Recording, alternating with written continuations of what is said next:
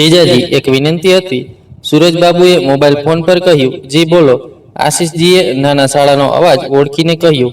સુરજબાબુ mobile પર પણ થોડી વાર વિચારતા રહ્યા કે વાત શરૂ ક્યાંથી કરવી. ખરેખર વાત ખૂબ જ સંવેદનશીલ હતી. ઘરની ઇજ્જતનો સવાલ હતો. પણ આશીષજી પણ કોઈ બહારના તો નહોતા. તેમને આજે નહીં તો કાલે બધું જાણવા મળી જ જવાનું હતું. પછી આશીષજી કહેત કે પહેલા અમને કેમ ન કહ્યું. આ ફરિયાદ બહેન પણ કરત. શાળા સાહેબ, કંઈક બોલો, બોલો ને. રાહ જોવાની ઉકળાટ ભરી અવાજ. જીજાજી, ખરેખર ઘરમાં ઘણી સમસ્યા ચાલી રહી છે. ત્યાં માં અને ભાભીની બિલકુલ નથી બનતું. સત્યેન્દ્ર ભૈયા પણ ભાભીની બાજુએ બોલે છે અને ઘણીવાર માને ઠપકો આપે છે. કાલે મોડી રાતે માનો ફોન આવ્યો હતો કે ત્યાં ઘણું કષ્ટ થઈ રહ્યું છે. કોઈ ધ્યાન રાખતું નથી. ભાઈ તો એમેય ઘરે રહેતો નથી અને ભાભી અને તેમના બાળકો માનું બિલકુલ ધ્યાન રાખતા નથી. આ ઘરની વાત હતી જે આશીષજીએ પોતાની પત્નીના શ્રીમુખેથી પહેલા જ સાંભળી હતી. એટલે તેમને ઉકળાટ થવા લાગ્યું. ઈચ્છા થઈ કે ફોન કાપી નાખે, પણ આ સમસ્યાનો ઉકેલ નહોતો. શાળા સાહેબ ફરી ફોન કરી દે. મને આનંદીએ બધું કહ્યું છે. આનંદીએ આશીષજીની પત્નીનું નામ હતું. તમે એ જ કહો કે હું આ મામલે શું કરી શકું. સુરજબાબુના સ્વરમાં ઉકળાટનો ભાવ આવ્યો.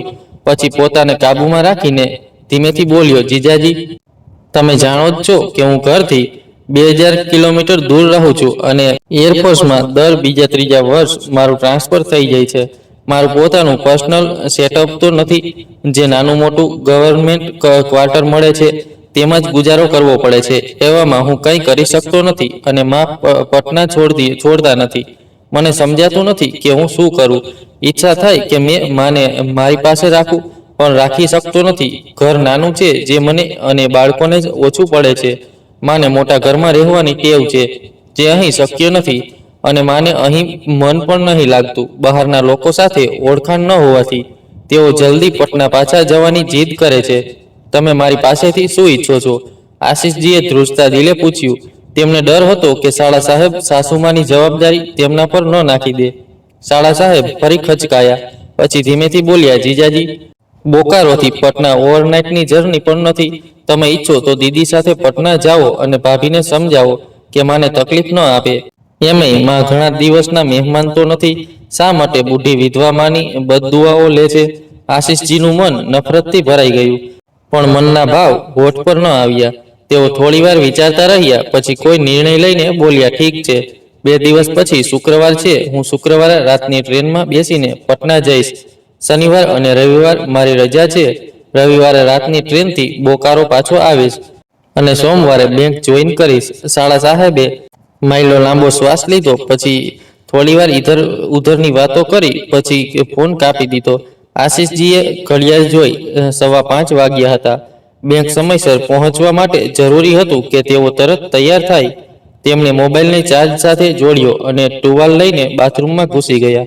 આશીષજી બેંક ઓફ ઇન્ડિયાની સ્થાનિક શાખા પ્રબંધક હતા. મૂળ રૂપે તેઓ પણ પટનાના જ રહેવાસી હતા. પટનામાં તેમના પિતાજીનું મકાન હતું અને નજીકના એક ગામમાં તેમની થોડી જમીન જાયદાદ અને એક જૂનું મકાન હતું. બોકારોમાં તેઓ છેલ્લા 10 વર્ષથી રહેતા હતા. જોકે તેમની નોકરીમાં વારંવાર ટ્રાન્સફર થતું હતું, પણ જુગાડ લગાવીને તેઓ બોકારોથી વધુ દૂર નહોતા જતા. બેંકમાં નોકરી કરવાને કારણે સસ્તી લોનની સુવિધા ઉપલબ્ધ હતી. એટલે તેમણે ઘણા વર્ષો પહેલા ચાસમાં પોતાનું 2 માળનું નિજી મકાન બનાવી લીધું હતું. ઉપરના માળે એક ભાડૂત રહેતો હતો અને નીચેના માળે તેમનો પોતાનો પરિવાર હતો. પત્ની સોમ અને 2 બાળકો. મોટી દીકરી જે 11મા ધોરણમાં હતી અને નાનો દીકરો જે 8મા ધોરણમાં હતો. ઘરમાં એક અન્ય સભ્ય હતું, નટખટ પવેલિયન ડોગી, સ્વીટી. રાતના 11 વાગ્યાનો સમય હતો. આશીષજી બિછાને પડ્યા હતા અને મોબાઈલ પર મનોરંજન શોધી રહ્યા હતા.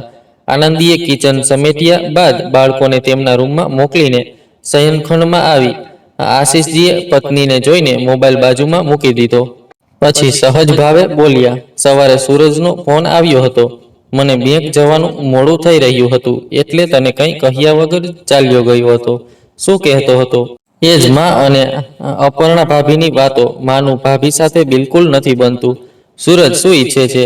જો મોંથી તો કંઈ નથી કહેતો, પણ મને લાગે છે કે તે ઈચ્છે છે કે આપણે માને અહીં બોકારોમાં આપણી સાથે રાખીએ? પાગલ થયો છે? આવું ક્યાંય થાય છે? શું ફરક પડે છે? ઘણો ફરક પડે છે. જ્યાં સુધી પટનામાં તારા મા પપ્પા જીવે છે ત્યાં સુધી તો ઠીક છે, તેમની ઉંમર પણ થઈ ગઈ છે. જે દિવસે મા પપ્પાથી કોઈ એક નહીં રહે તેની જવાબદારી આપણે જ ઉપાડવાની છે. આશીષજીએ કઠોર ભાવે પત્ની તરફ જોયું. આનંદીએ નિર્વિકાર ભાવે પતિ તરફ જોયું. પછી બોલી, કેટલીક વાતો સાંભળવામાં કઠોર લાગે છે, પણ સત્ય પણ એ જ હોય છે. એટલે પ્રેક્ટિકલ બનો, પોતાને ભાવનાઓમાં ન બેહવા દો. મને ખબર છે કે જ્યારે મારા પર જવાબદારી આવશે તો મને પણ કોઈ સાથ નહીં આપે. હું મારી અર્થી પોતાના ખભે જ ઉપાડીશ. કોઈ પાસેથી કોઈ આશા નહીં રાખું, કોઈ ફરિયાદ પણ નહીં કરું. તારી ઈચ્છા પણ સૂરજના કહેવા પર મારે પટના તો જવું જ પડશે. શા માટે તું પણ સાથે ન આવે? માયકે અને સાસરે આવવા જવાનું પણ થઈ જશે અને સૂરજને પણ સંતોષ થશે કે બહેન બંને મા પાસે ગયા હતા. હું કેટલીક વાતો સ્પષ્ટ કરવા માંગુ છું. એક તો મોટી થતી દીકરીને છોડીને હું ક્યાંય જવા નથી માંગતી. બીજું, બંને બાળકોના અભ્યાસ અને કરિયરનો પણ સવાલ છે. ત્રીજું, સ્વીટીને પણ છોડી શકાય નહીં. જો આપણે કારથી જઈએ અને સ્વીટીને પણ સાથે લઈ જઈએ તો સૌથી મહત્વની વાત એ છે કે હું માની સામે પડવા જ નથી માંગતી. એ રડી રડાવીને એવું વાતાવરણ બનાવી દેશે કે મારી પાસેથી કોઈ ઉલટું સીધું વચન લઈ લેશે. હું આ હાલતમાં નથી કે કોઈ સાચું ખોટું વચન આપી શકું. હું આ સમસ્યાએ મારી જવાબદારી ઉપાડવા સક્ષમ નથી. આશીષજીએ આશ્ચર્યથી પત્ની તરફ જોયું. માય ડિયર હસબન્ડ, આનંદીએ લાઇટ બંધ કરતા કહ્યું. જાયદાદ બધા ઈચ્છે છે, પણ જવાબદારી કોઈ નથી ઈચ્છતું. આશીષજી ચૂપ રહ્યા. આશીષજી શનિવારે સવારે એકલા પટના પહોંચ્યા. આનંદી કે બાળકો કોઈ પણ આવવા તૈયાર નહોતા. સ્ટેશનથી બહાર નીકળીને તેમણે ઓટો બુક કર્યો અને પોતાના માતા પિતાના ઘરે પહોંચ્યા. લગ્નના 20 વર્ષ થઈ ગયા હતા, પણ આજ સુધી તેમનું સુટકેસ સાસરે નહોતું ઉતર્યું.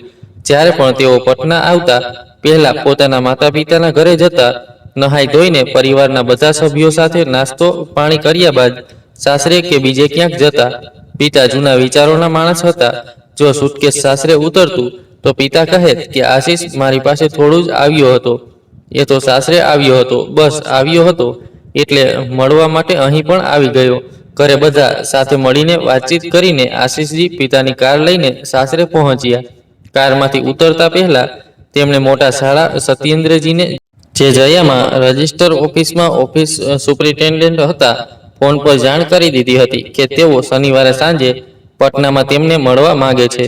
ખરેખર સત્યેન્દ્રજીની નોકરી એવી હતી કે તેમણે કામ કરવું હોય કે ન હોય, મુખ્યાલયમાં હાજર રહેવું જ પડતું. કોઈ પણ સમયે તેમની પાસેથી કાર્યાલય સંબંધિત કોઈ પણ માહિતી માંગી શકાતી, ફક્ત રજાઓના સમયે અથવા આરામના દિવસે. કોઈ મજબૂરી બતાવીને જ મુખ્યાલય છોડી શકાતું. જ્યારે આશીષજી સાસરે પહોંચ્યા ત્યારે 11 વાગ્યા હતા. સાસુમાને પહેલેથી જ ખબર હતી કે જમાઈ આવવાના છે. તેઓ પણ તેમની રાહ જોઈ રહ્યા હતા. સલહજ અને તેમના બાળકો સ્કૂલે ગયા હતા. જે બપોરે 2 વાગ્યે પછી જ ઘરે પાછા ફરતા. સાસુ અને જમાઈ વચ્ચે જે વાતચીત થઈ તે સાંભળવા માટે કોઈ સાક્ષી નહોતું. સાસુમાને ખુલીને બોલવાની આઝાદી હતી. વૃદ્ધાને શ્રોતા મળ્યા, અપનાપણું મળ્યું, એટલે એવું લાગ્યું કે જાણે ભાવનાઓનો આવેશ હૃદયમાંથી ફૂટી નીકળ્યો હોય. આંખોની પાંપણોએ બળવો કર્યો. તેઓ ઘણીવાર રડતા રહ્યા, વિલાપ કરતા રહ્યા. જ્યારે મનનું ગુબારું ઓછું થયું ત્યારે તેઓ બેસનમાં જઈને મોં ધોઈને આવ્યા. પછી દીકરા વહુ, પૌત્ર, નોકરાણી, પડોસણ, અન્ય સગા સંબંધીઓની ફરિયાદોનો ખાતો ખોલીને બેસી ગયા. તેમને દરેકથી ફરિયાદ હતી, પણ સૌથી વધુ ફરિયાદ મોટી વહુ અપર્ણાથી હતી. એટલી ફરિયાદ કે જો યમરાજને વૃદ્ધા પર દયા આવી જાય તો અપર્ણા બીજી જ ક્ષણે જીવતી ન રહી શકત. આશીષજીએ વૃદ્ધાને ખુલીને બોલવા દીધી. જ્યારે ફરિયાદોનો ભંડાર ખાલી થઈ ગયો, મનનું બધું ગુબારું નીકળી ગયું, ત્યાં સુધી આશીષજી સમજી ગયા હતા કે સાસુમાં ગુસ્સામાં પ્રલાપ કરી રહ્યા છે. તેઓ 65 વર્ષના હતા, પણ ઉંમરની સામે તેઓ સ્વસ્થ હતા. ડાયાબિટીસ અને બીપીની દવાઓ ખાતા હતા, પણ તે દવાઓની નકારાત્મક અસર તેમના શરીર પર દેખાતી નહોતી. તેઓ સારા એવા હટ્ટાકટ્ટા દેખાતા હતા. મમ્મી, તમારું ખાવું પીવું, કપડાં, દવાઓનું ધ્યાન કોણ રાખે છે? આશીષજીએ સહજ ભાવે પૂછ્યું. એ જ કરે છે, પણ એવું કે જાણે એહસાન કરતી હોય. બપોર અને રાતનું ખાવાનું નોકરાણી બનાવે છે. સવાર સાંજનો નાસ્તો અપર્ણા મેનેજ કરે છે. કપડાં, વાસણ, ઘરનું ઝાડું, લૂછું, બિછાનું ગોઠવવું જેવું કામ નોકરાણી કરે છે. જો નોકરાણી ન આવે તો પણ વધુ ફરક નથી પડતો. Dishwasher, washing machine, vacuum cleaner જેવા સાધનો છે. બાળકો પણ થોડી મહેનત કરે તો બધું થઈ જાય છે. હોસ્પિટલ જવું હોય તો નાની મોટી તકલીફ હોય તો હું જાતે ઓટો કરીને હોસ્પિટલ જઈ આવું છું. પણ તકલીફ વધુ હોય અને હું જાતે ન જઈ શકું તો અપર્ણા લઈ જાય છે. સાસુમાએ એવા સ્વરે બોલ્યું જાણે કબૂલતા તેમનું કાળજું ફાટી રહ્યું હોય.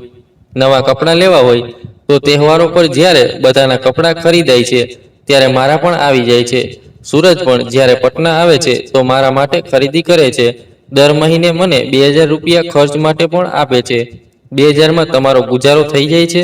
મારે તો 200 પણ ખર્ચ નથી થતા. જરૂર પડે તો હું વધુ પૈસા પણ લઈ શકું છું.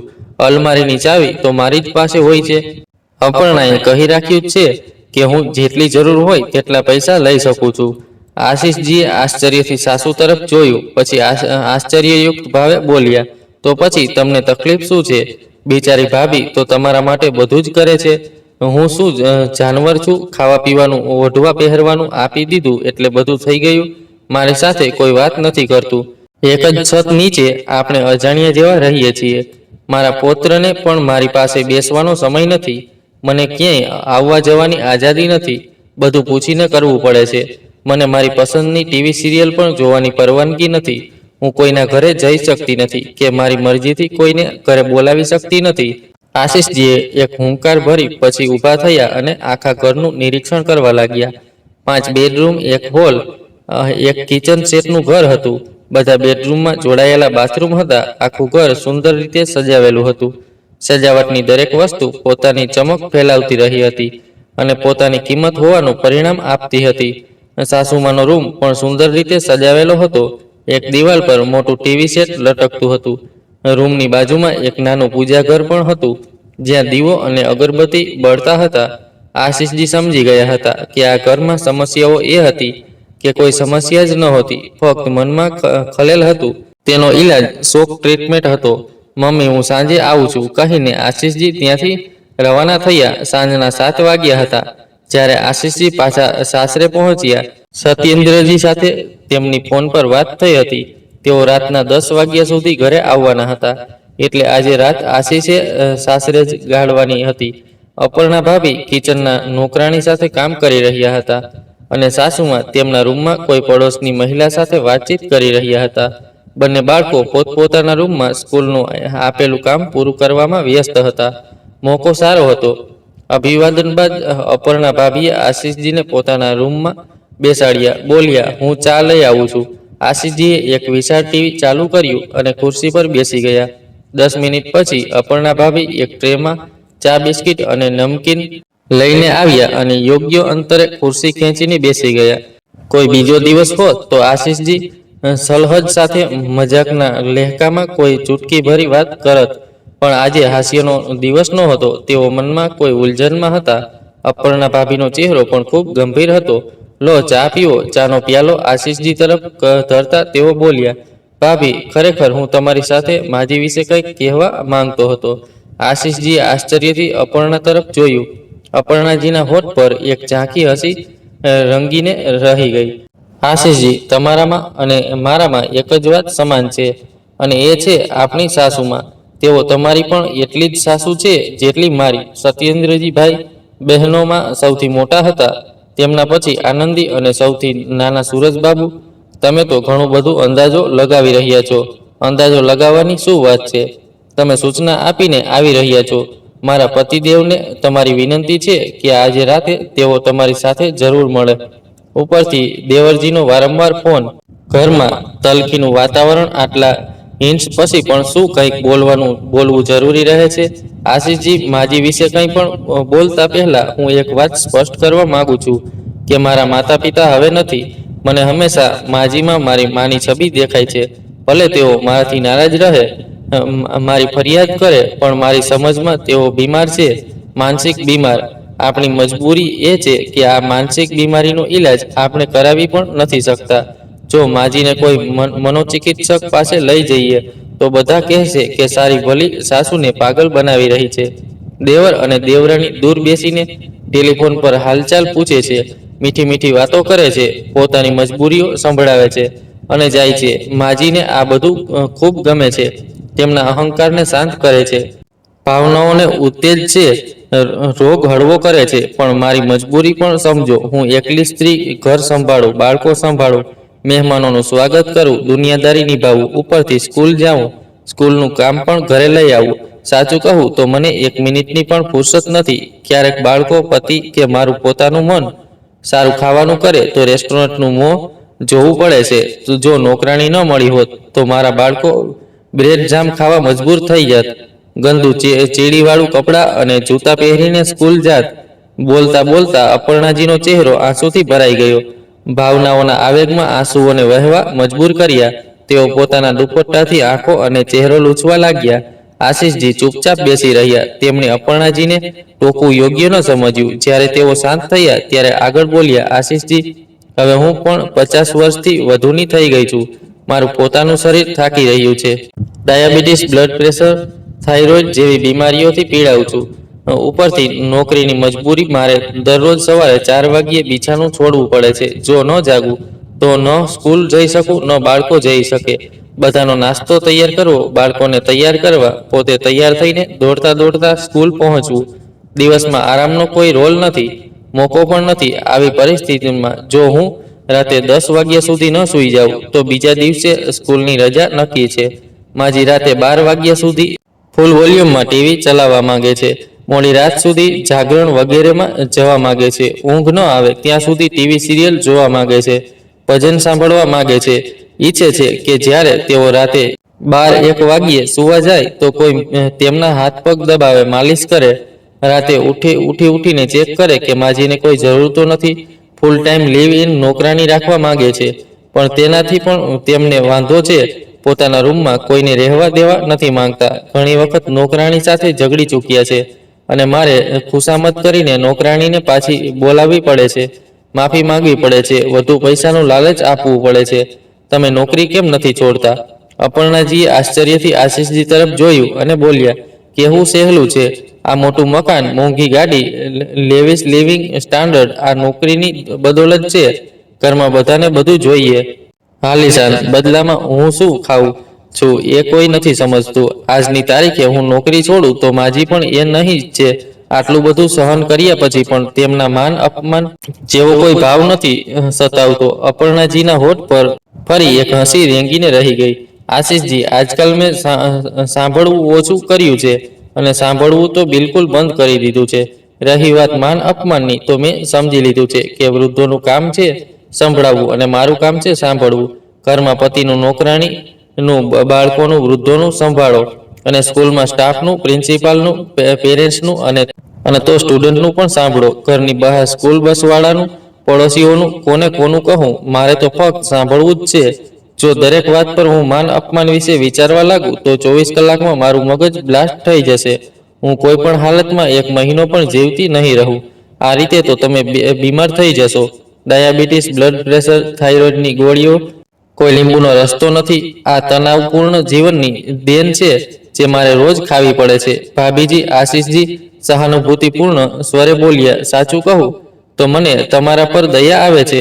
અપર્ણાજીની આંખો ફરી એકવાર ઝરવા લાગી. આશીષજી ખુરશી છોડીને ઊભા થયા, બોલ્યા, જાઉં છું. હું તમારા માટે શું કરી શકું?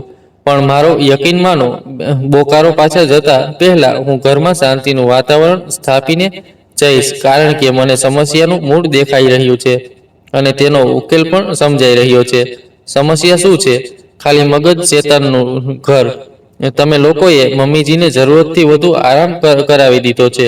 તેમનું શરીર થાકતું જ નથી. તેમને કોઈ કામ કરાવવું પડશે, કોઈ જવાબદારી આપવી પડશે. તેમને કોઈને કોઈ કામમાં વ્યસ્ત રાખવા પડશે. સાસ વહુના ઝઘડાવાળી સિરિયલો જોવાથી તેમને પણ નવી નવી ખુરાફાતો સૂઝવા લાગી છે. આશીષજીને પોતાની તરફથી બોલતા જોઈને અપર્ણાને તસલ્લી થઈ અને તેમના હોઠ પર હસી આવી ગઈ. આશીષજી, એક વાત હું વધુ કહેવા માંગુ છું. જી કહો.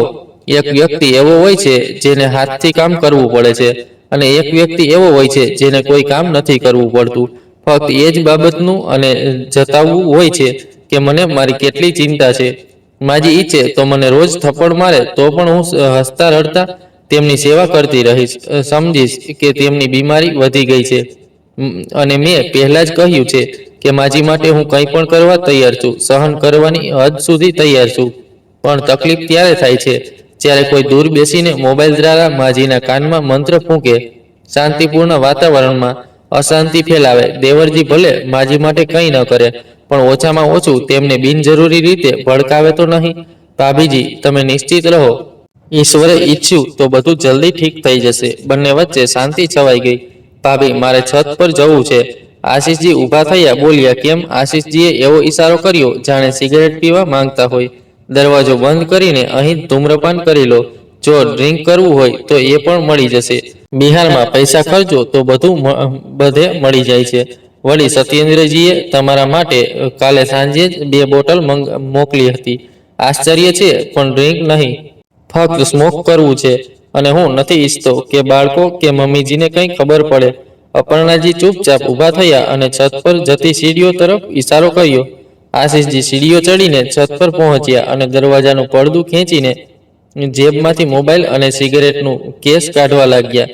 ખરેખર તેમને સિગરેટની એટલી તલબ નહોતી જેટલું આનંદી સાથે એકાંતમાં વાત કરવું જરૂરી લાગતું હતું.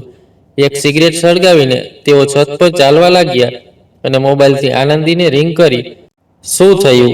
હેલો બાદ આનંદીનો બીજો આતુર સવાલ. સમસ્યા અને તેનો ઉકેલ સમજાઈ ગયો છે. સમસ્યા શું છે અને ઉકેલ શું છે? સમસ્યા તારી માં જ છે અને ઉકેલ એ છે કે તેમને બોકારો લઈ આવવું. શું બકે છે? આનંદીનો તીખો સ્વર. અહીં આરામ કરતા કરતા તારી માનું મગજ હલી ગયું છે. ત્યાં તારી પાસે જ્યારે શરીર પણ હલાવવું પડશે ત્યારે મગજ ઠેકાણે આવી જશે. તું સમજે છે ને કે તું શું બોલે છે? હા, અને તારે પણ એ સમજી લેવું જોઈએ કે મમ્મી ફક્ત સત્યેન્દ્રજીની જ નથી, તારી અને સૂરજની પણ માં છે.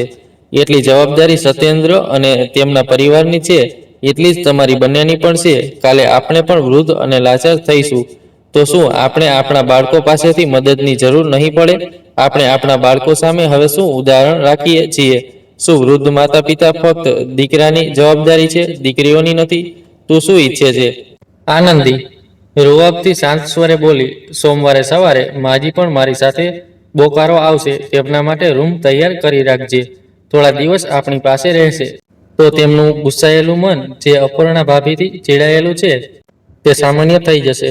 પછી તેમને અપર્ણા ભાભીની સેવા, પ્રેમ અને સમર્પણનું મહત્વ સમજાશે. જો તેમને પટનાથી દૂર ન લઈ જવામાં આવે તો તેઓ પોતે પણ નુકસાન ઉઠાવશે અને બીજાને પણ તકલીફ આપશે. તારું શું છે? તું તો એક્સ્ટ્રા 23,000નું રાશન પાણી લાવી દઈશ. તારો ફરજ પૂરો થઈ જશે. મરવું તો મારે છે. આનંદી વિલાપ કરતા બોલી. વર્ષમાં 12 મહિના હોય છે અને તમે 3 ભાઈ બહેન છો, એટલે 4 મહિનામાં માને તમારે સાથે રાખવી જોઈએ. કારણ કે હું તારો પતિ છું, એટલે મારે પણ તારો સાથ આપવો જોઈએ. અને હા, રાશન પાણીની વાત રહી તો મેડમ, લોટ બાંધવામાં જેટલી મહેનત નથી લાગતી તેટલી લોટ કમાવામાં લાગે છે. યકીન ન હોય તો ક્યારેક ખાલી ખિસ્સે એવી અજાણી જગ્યાએ જઈને 2000ની શોધ કરજે. કાં તો ભીખ માંગવી પડશે, કાં પોતાને વેચવું પડશે. શટ આપ, આનંદી ગુસ્સે બોલી. આશીષજીએ કોલ ડિસ્કનેક્ટ કર્યો અને મોબાઈલ પર બીજી રાતની ટ્રેનનું ટિકિટ શોધવામાં વ્યસ્ત થઈ ગયા. સાસુએ બોકારો લઈ જવા માટે કોઈની સંમતિની જરૂર નહોતી, ખુદ સાસુની પણ નહીં. આશીષજીએ ફોન કાપતા જ આનંદીનું મગજ ભણવા લાગ્યું. તે સમજી શકતી નહોતી કે માને આગમનથી તે ખુશ થાય કે ડાઘ મારીને રડે. કેવી મજબૂરી હતી. પોતાનું દુઃખ તે કોઈની સાથે વહેંચી પણ ન શકતી. જો વાત સાસુ સસરાના આગમનની હોત તો તે લાખ ખામીઓ ગણાવીને તેમને બોકારો ન લાવવા માટે દલીલો કરત, પતિ સાથે વિવાદ કરત, ઝઘડો કરત, સાસુ સસરાને પાછા જવા મજબૂર કરત. પણ શકુંતલા દેવી તેની માં હતી, જન્મદાત્રી હતી. જો કોઈની સામે તે માની બુરાઈ કરત તો લોકો માને નહીં, આનંદીને જ ખરાબ કહેત. તે કોઈની સામે ઉપહાસની પાત્ર નહોતી બનવા માંગતી. લાચારની હાલતમાં આનંદીની પાંપણોમાંથી આંસુની ધારા વહેવા લાગી. થોડીવાર રડ્યા બાદ તેણે કંઈક વિચારીને નાના ભાઈ સૂરજને તેના મોબાઈલ પર કોલ કર્યો. ભાઈ, આ કેવી રીતે મુસીબતમાં નાખી દીધી તમે લોકોએ મને. ફોન લગાવતા જ તે વિલાપ કરતા બોલી. શું થયું? સૂરજનો આશ્ચર્યયુક્ત સ્વર. તારા જીજાજી માને હંમેશ માટે બોકારો લઈ આવે છે. તું જાણે છે ને કે મારું પોતાનું કામ મારાથી થતું નથી. હું માની સેવા કેવી રીતે કરી શકીશ? જો દીદી, સૂરજ વિજેતાના ભાવે બોલ્યો, હું કહેતો હતો ને, અપર્ણા ભાભી કેટલી મોટી જાદુગરની છે, જીજાજીને મૂરખ બનાવીને માને તારા ગળે નાખી દીધા. આ બાદ બંને ભાઈ બહેન એકબીજાના અહંકારની સંતુષ્ટિ માટે મોબાઈલ પર અપર્ણાની બુરાઈ કરવામાં વ્યસ્ત થઈ ગયા. કોઈને ખ્યાલ ન આવ્યો કે જે ખામીઓ તેઓ અપર્ણામાં ગણાવતા હતા તે ખામીઓ તેમનામાં જ હતી, અને એ પણ પુષ્કળ પ્રમાણમાં. હવે શું કરીશ? સૂરજે પૂછ્યું. હું શું કરીશ? પતિદેવના આદેશનું પાલન કરવા સિવાય બીજું શું કરી શકું? જેટલું બનશે મમ્મીની સેવા કરીશ. અમે તો કહેતા હતા કે ચાર મહિના ત્રણેય ભાઈ બહેન માને પોતાની સાથે રાખે. તું ક્યારે લેવા આવીશ દીદી? મારું ટ્રાન્સફર થવાનું છે, જોઈએ ક્યાં નવી પોસ્ટિંગ મળે છે. જો પરિવાર રાખવા લાયક જગ્યા હશે તો શિફ્ટિંગ બાદ હું માને લઈ જઈશ. સૂરજ ઢીલા અંદાજમાં બોલ્યો. માને પોતાની સાથે રાખવાની ચર્ચા થતાં જ તે વિજય બદલી નાખતો હતો. આનંદીએ તિરસ્કાર ભાવે મોં બનાવ્યું, પછી ફોન કાપીને વિચારોમાં ડૂબી ગઈ. 45 વર્ષની ઉંમરે જ્યારે પોતાનું શરીર થાકી રહ્યું હતું, ઈચ્છા થતી હતી કે હવે કોઈ બીજું તેની સેવા કરે.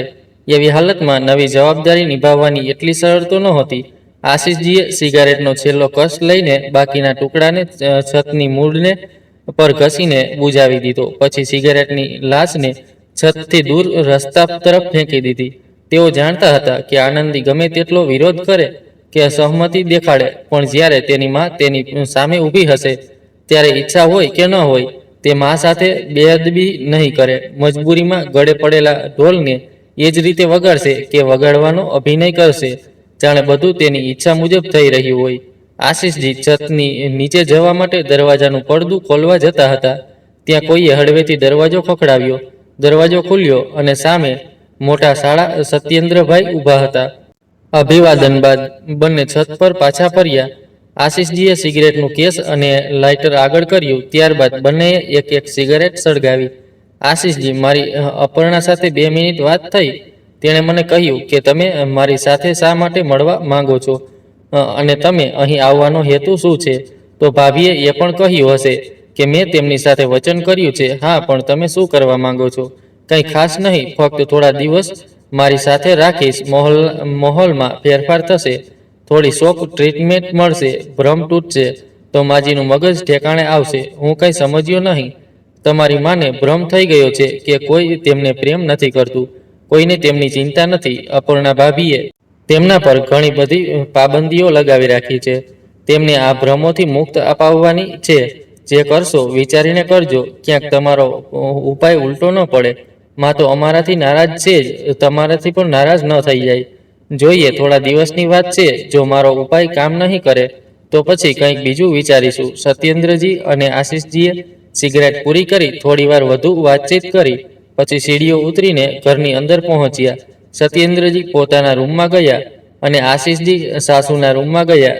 ત્યાં સુધીમાં પડોશની મહિલા જે સાસુ સાથે વાતચીત કરી રહી હતી તે જતી રહી હતી. પલંગ પર બેઠેલા શકુંતલા દેવીએ જમાઈના પ્રણામના જવાબમાં આશીર્વાદ આપ્યા અને ખાલી ખુરશી ખેંચીને નજીક બેસવાનો ઈશારો કર્યો. મમ્મીજી, તમે તમારું સામાન પેક કરી લેજો. કાલે સાંજની ગાડીથી તમે મારી સાથે બોકારો જઈ રહ્યા છો. શકુંતલા દેવી પહેલા આશ્ચર્યમાં પડ્યા, પછી ખુશ થયા અને પછી સંયમ સાથે પૂછી બેઠા, આ લોકો મને બોકારો જવા દેશે? કેમ નહીં? મારી ભાઈ ભાભી સાથે વાત થઈ ગઈ છે, પણ હું એક દિવસમાં જવાની તૈયારી કેવી રીતે કરી શકીશ? વૃદ્ધાની બીજી શંકા પ્રગટ થઈ. શું તૈયારી કરવાની છે? વૃદ્ધાએ કપડાં, ચપ્પલ, દવાઓ જેવી ઘણી જરૂરી વસ્તુઓ ગણાવવા લાગ્યા. મમ્મી, તમે ફક્ત તમારું આધાર કાર્ડ અને ડોક્ટરનું પ્રિસ્ક્રિપ્શન લઈ લેજો, બાકી બધું બોકારામાં પણ મળે છે, તમારી દવાઓ પણ. એમ કહીને આશીષજી ઊભા થયા અને સત્યેન્દ્રજીના રૂમમાં ગયા. જ્યાં રાતના 11:45 વાગ્યે સત્યેન્દ્રજી શ્યામના જામ સાથે તેમની રાહ જોતા હતા. બોકારો જવાના નામે શકુંતલા દેવીનું મન મોર નાચી ઉઠ્યું હતું. ખુશીથી દિલ ઉછળી રહ્યું હતું. તેઓ ખૂબ ખુશ હતા. આશીષજીના જતા જ તેમણે એક કાગળનો ટુકડો ઉપાડ્યો અને પેન્સિલથી તે વસ્તુઓની યાદી બનાવવા લાગ્યા જે તેઓ બોકારો સાથે લઈ જવા માંગતા હતા. બીજી સાંજે આશીષજી પોતાના પિતાના ઘરેથી સીધા રેલવે સ્ટેશન પહોંચ્યા હતા અને સત્યેન્દ્રજી તથા અપર્ણા સાથે શકુંતલા દેવી પણ સ્ટેશન પર આવ્યા હતા. પ્લેટફોર્મ પર મુલાકાત થઈ. ઇસ્લામપુર હટિયા મેલ એક્સપ્રેસ હજુ પટના રેલવે સ્ટેશનના પ્લેટફોર્મ પર નહોતી આવી. શકુંતલા દેવી ખૂબ સૌહાર્દપૂર્ણ માહોલમાં પટનાથી બોકારો જઈ રહ્યા હતા. તેમની પાસે 2 મોટા મોટા સુટકેસ ઉપરાંત એક ખાવાની થેલી અને ખભે લટકતી બેનેટ બેગ હતી. ઘરેથી નીકળતા પહેલા અપર્ણાએ તેમને 10,000 રૂપિયા રોકડા અને પોતાનું એક એટીએમ કાર્ડ પિન નંબર યાદ કરાવીને આપ્યું હતું. સાસુ વહુ બંને એકબીજાને ઘરનું અને સ્વાસ્થ્યનું ધ્યાન રાખવાની સલાહ આપી રહ્યા હતા. આજે રવિવારનો દિવસ હતો. બંને પૌત્રો અજય અને વિજય ઘરે જ હતા. આજે શકુંતલા દેવીને બંને પૌત્રો પાસે બેસીને એન્ડ્રોઈડ ફોનના ઘણા ફંક્શન શીખ્યા હતા. વિડીયો કોલ કરવો, મેસેજ મોકલવો, ફોટો ક્લિક કરવો, વોટ્સએપ, ફેસબુક જેવી એપ્સ ઇન્સ્ટોલ કરવી હતી અને તેનો ઉપયોગ શીખ્યા હતા. આશીષજી જે સત્યેન્દ્રજી સાથે થોડે દૂર ઊભા રહીને વાતચીત કરી રહ્યા હતા. સાસુ વહુને ગુપચુપ વાતો કરતા જોઈને બોલી ઉઠ્યા, જે રીતે આ બંને હમણાં વાતો કરી રહ્યા છે તેમને જોઈને કોણ કહે કે આ બંને વચ્ચે કોઈ મનમેળ નથી? બંને સારા છે, દિલથી બંને સારા છે, પણ શું કરીએ?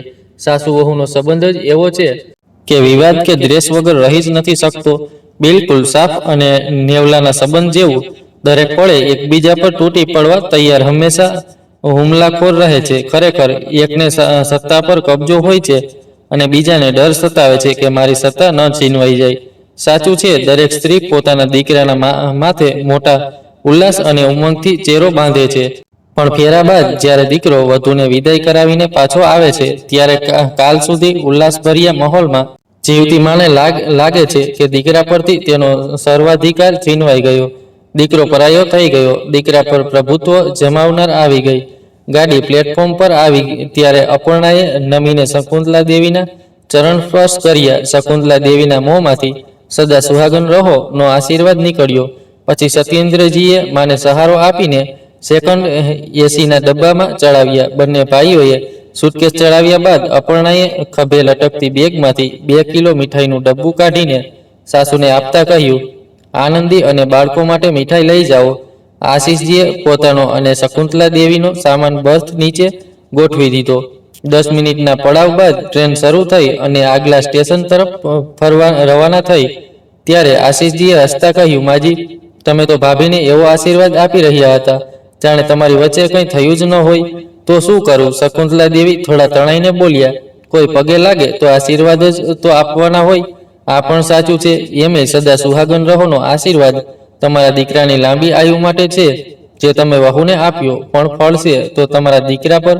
શકુંતલા દેવીએ અસમંજસ ભાવે આશીષજી તરફ જોયું. ખરેખર તમને સમજાયું નહોતું કે આશીષજીએ શું કહ્યું.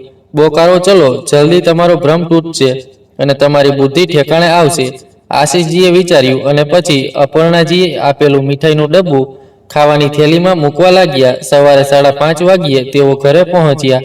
આનંદીએ માનું સ્વાગત મોટા ઉત્સાહનું પ્રદર્શન કરતા કર્યું. આશીષજીને તેની અભિનય કળા પર જરાય શંકા નહોતી. આનંદીના હોઠ હસતા હતા પણ આંખો તેના અભિનયનો સાથ નહોતી આપતી. આશીષજી બનતું બધું આનંદીથી દૂર રહેવાનો પ્રયાસ કરી રહ્યા હતા જેથી તેના ચૂંટતા સવાલોથી બચી શકે. હું સુવા જાઉં છું કહીને તેઓ પોતાના બેડરૂમમાં જતા રહ્યા. આખો પરિવાર ગ્રાઉન્ડ ફ્લોર પર રહેતો હતો એટલે સીડીઓ ચડવા ઉતરવાની કોઈ સમસ્યા નહોતી. શકુંતલા દેવીને નવા મોહિતના રૂમની બાજુનો રૂમ આપવામાં આવ્યો હતો. ભલે મજબૂરીમાં જ હોય પણ આનંદીએ રૂમ માની રુચિ પ્રમાણે સજાવ્યો હતો. ઘરમાં એક જૂનું પણ ચાલુ હાલતનું ટીવી સેટ હતું જેને માના રૂમમાં મૂકીને ડીટીએચ કનેક્શન પણ કરાવી દીધું હતું. શકુંતલા દેવીનો સામાન તેમના રૂમમાં પહોંચાડી દેવાયો હતો. જ્યારે તેઓ ઘરે પહોંચ્યા ત્યારે વાતાવરણમાં અંધારું હતું. માને તેમના રૂમમાં આરામ કરવા કહીને આનંદીએ રસોડાનો રસ્તો લીધો. બાળકોને સમયસર સ્કૂલ મોકલવા માટે તેને રોજ સવારે 6 વાગ્યે બીછાનું છોડવું પડતું. બાળકોને તૈયાર થવામાં મદદ કરવી, તેમનું લંચ બોક્સ તૈયાર કરવું, તેમના જૂતા કપડાં ઠીક કરવા જેવા ઘણા કામ હતા જે આનંદીને મા તરીકે વ્યસ્ત રાખતા. આ દરમિયાન મૂંગી સ્વીટીનું પણ ધ્યાન રાખવું પડતું. સમયસર તેને દળવામાંથી બહાર ન કાઢવામાં આવે તો તે ભસતી અને ઉધમ મચાવતી. 8મા ધોરણમાં ભણતા મોહિતની જીદ પર સ્વીટીને એ શરતે ઘરે લાવવામાં આવી હતી કે સ્વીટીનું સંપૂર્ણ ધ્યાન મોહિતે રાખવું પડશે. તેને નવડાવવું, નિર્વિત કરાવવાનું કામ મોહિતે કરવાનું હતું. ખાવાની વ્યવસ્થા આનંદીએ કરવાની હતી. સ્કૂલે જતા પહેલા મોહિત સ્વીટીને સુનસાન નાળા તરફ ફેરવી લાવતો. હવે એ અલગ વાત હતી કે મોહિત સ્વીટીને નહીં, સ્વીટી મોહિતને ફેરવી લાવતી. મોહિત સ્વીટીને ફેરવીને પાછો આવ્યો ત્યારે ઘરમાં અજાણી શકુંતલા દેવીને જોઈને સ્વીટી નારાજગીથી ભસવા લાગી. મોહિતે તેને ડપટીને ચૂપ કરાવી. પામેલિયન કૂતરી હોય છે એ કેટલી મોટી પણ કરડી લેશે તો ઇન્જેક્શન લેવું પડશે. ડરથી શકુંતલા દેવી સંકોચાઈ ગયા. શકુંતલા દેવીને પહેલો ઝટકો સ્વીટીએ જ આપ્યો હતો. આનંદી માના આગમનથી જરાય ખુશ નહોતી. ક્યારેક તેને મા પર ગુસ્સો આવતો તો ક્યારેક પતિ પર. માં મહેમાન હતી એટલે તે માનું શું કહે? જો કંઈ કહે તો માયકેથી પણ જતી અને ખુદ તેની માં જ તેની બદનામી કરત. પતિ મોં છુપાવીને સૂઈ રહ્યો હતો. એકવાર ઈચ્છા થઈ કે જગાડીને સવાલોની બોછાર કરી દે, પણ તે જાણતી હતી કે જો ઊંઘ પૂરી ન થઈ તો આખો દિવસ બેંકમાં જમાઈ લેતો રહેશે અને સાંજે આનંદીની જ ક્લાસ લેવાશે. એટલે હાલ તેણે વેઇટ એન્ડ વોચની નીતિ અપનાવવાનું નક્કી કર્યું. મોંથી કંઈ ન બોલવું, રાહ જોવી કે સામેવાળું શું કહે છે. મા વિશે એક જ વિચાર આવ્યો કે જે અતિશય સુખ સુવિધા છતાં અસંતુષ્ટ રહે છે તે અહીંથી પણ જલ્દી ઉઠી જશે. બાદમાં જે બદનામી થશે તેનો વિચાર કર્યા વગર પતિ મહોદય જાણે કોઈ જીદના હવાલે માને ઘરે લઈ આવ્યા હતા.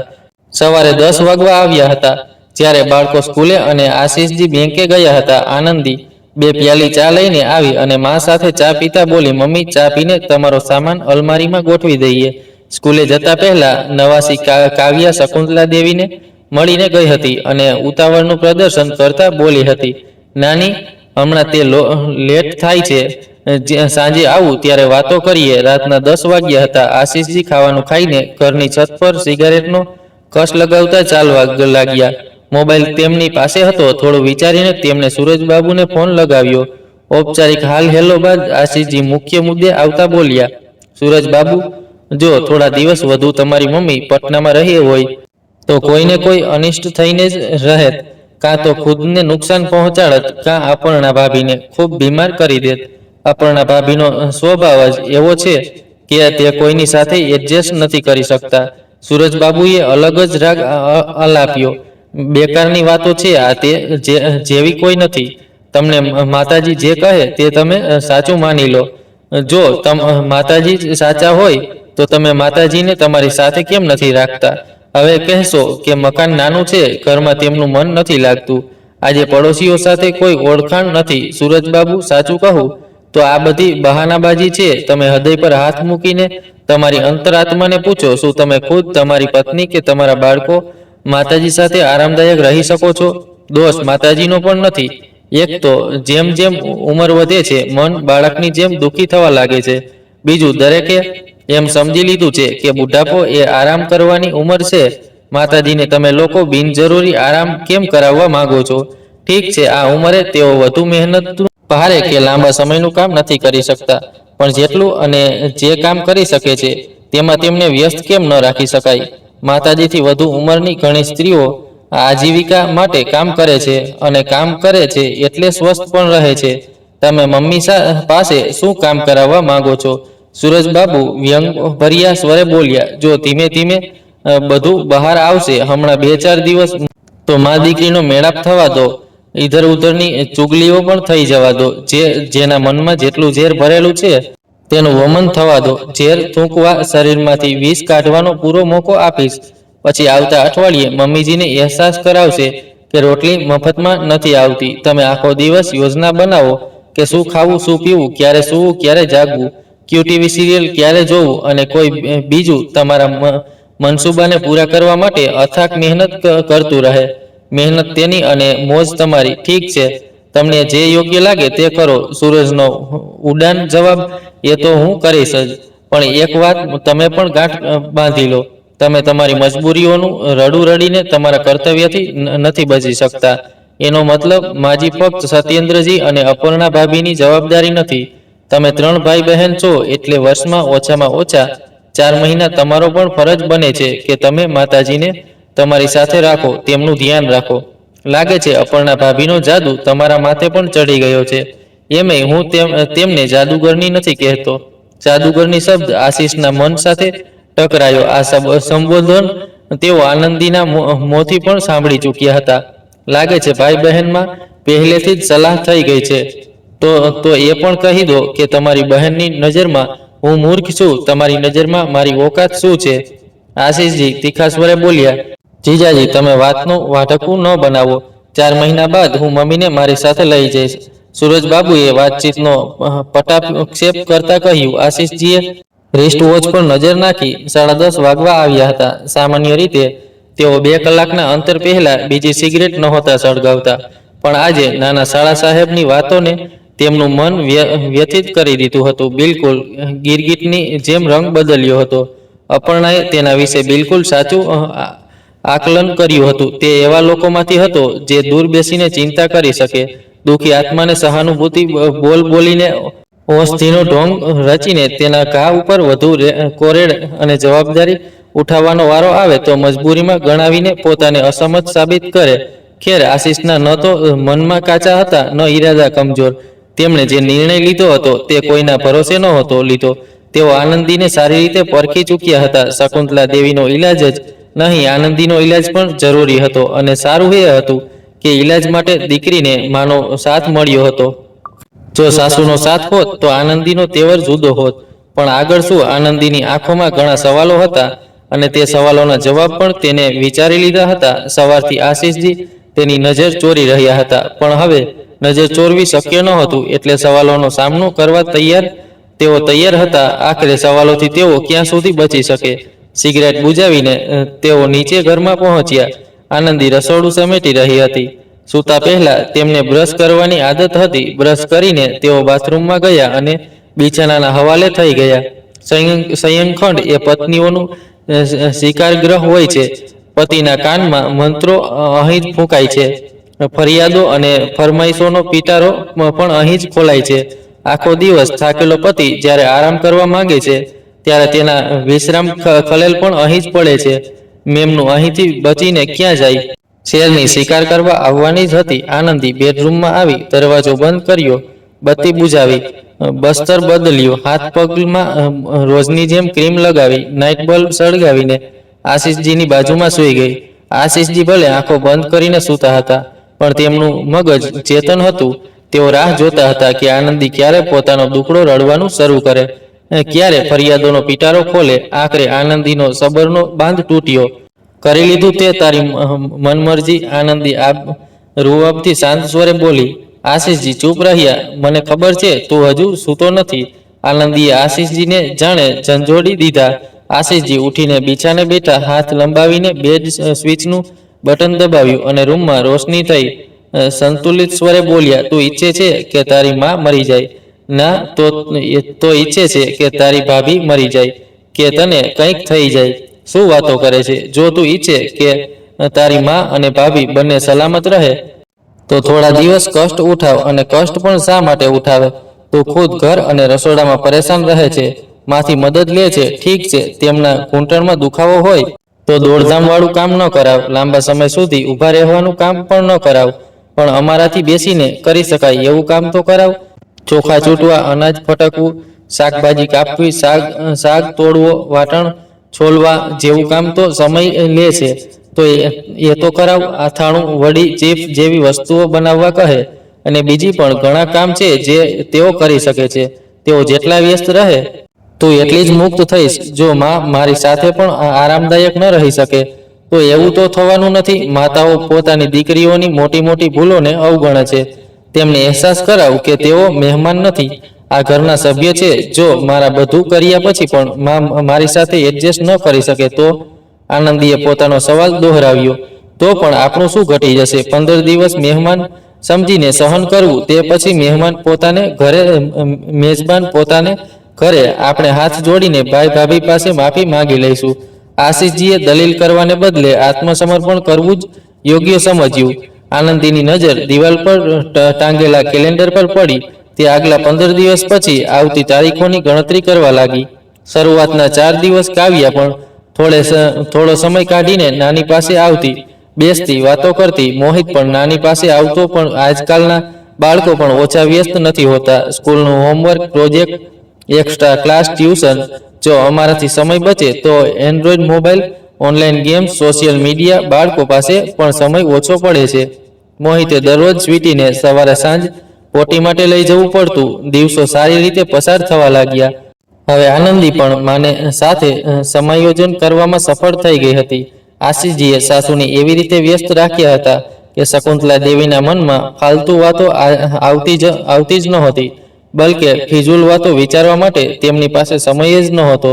શરૂઆતમાં તેઓ સ્વીટીથી ગભરાતા, પણ જ્યારે તેમને કહેવામાં આવ્યું કે સ્વીટીને દર વખતે નિયમ સમયે પશુ ચિકિત્સક આવીને જરૂરી ઇન્જેક્શન આપી જાય છે, ત્યારે તેમને થોડી રાહત થઈ. તેમ છતાં સ્વીટુનું ઘરમાં ગમે તે ફરવું, ક્યાંક બેસી જવું, ક્યારેક સોફા પર, ક્યારેક બિછાને ચડી જવું, અને જગ્યાએ સ્વીટીના વાળ વેરાયેલા હોવા આ શકુંતલા દેવીને ખટકતું હતું. પણ ધીમે ધીમે સ્વીટી તેમની સાથે ભળી ગઈ હતી.